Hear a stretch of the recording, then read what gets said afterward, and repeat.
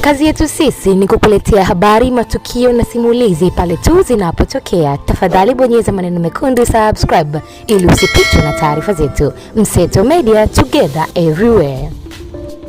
Robert Amsterdam pamoja na taasisi yake ya kisheria Amsterdam na Partners LLP inathibitisha kuwa imewasilisha maombi kwa niaba ya National Unity Platform ya Uganda na Chama cha Demokrasia na Maendeleo Chadema nchini Tanzania, ikiomba kusimamishwa mara moja kwa nchi zote mbili kutoka Jumuiya ya Madola Commonwealth hadi zitakapofuata mkataba wa Jumuiya ya Madola na Azimio la Harare.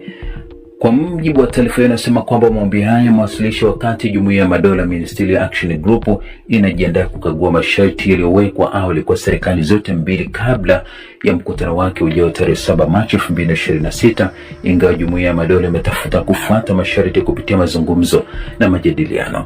Kuendelea kwa wanachama bila kusimamishwa wakati ukiukwaji wa kimfumo unaendelea kuna hatari ya kudhoofisha mamlaka na uaminifu wa mfumo wake wa kisheria na kisiasa.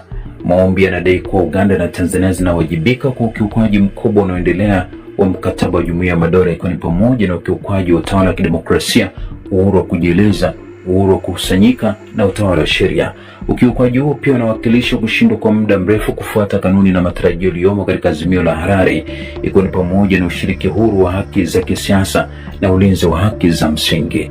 Maombi haya yanakumbusha zaidi kwamba Jumuiya ya Madola Commonwealth tayari iliweka mfano kwa kusimamishwa kwa baadhi ya nchi wanachama kufuatia hali za vurugu zinazohusiana na uchaguzi na kuvunjwa kwa msingi wa demokrasia, ikiwa ni pamoja na kusimamishwa kwa Zimbabwe mwaka 2000. Hali nchini Uganda inafuatia uchaguzi uliotatanisha uliojaa ukandamizaji, wakati nchini Tanzania unyanyasaji wa kisiasa unaongezeka umefikia hatua mbaya kama kukamatwa kiholela kwa kiongozi wa upinzani Tundu Lissu. Haswa ombi hilo linaangazia maoni namba 74 ya mwaka 2025 ya kikundi kazi cha Umoja wa Mataifa cha kuzuia kukamatwa kiholela, UN Working Group on Arbitrary Detention, ambayo ilitolewa kufuatia ombi la Amsterdam na Partners LLP, ambayo iligundua kuwa kukamatwa kwa Bwana Lissu ni kinyume na sheria na ni ukiukwaji wa sheria za kimataifa, na ikatoa wito wa kuachiliwa kwake mara moja, ulipaji wa fidia pamoja na uchunguzi huru. Ombi hilo kwa niaba ya Chadema kwa hivyo linahimiza Jumuiya ya Madola kujumuisha kuachiliwa mara moja kwa Bwana Lissu kwa sharti la wazi na lisiloweza kujadiliwa katika mazungumzo yote yanayoendelea na Tanzania.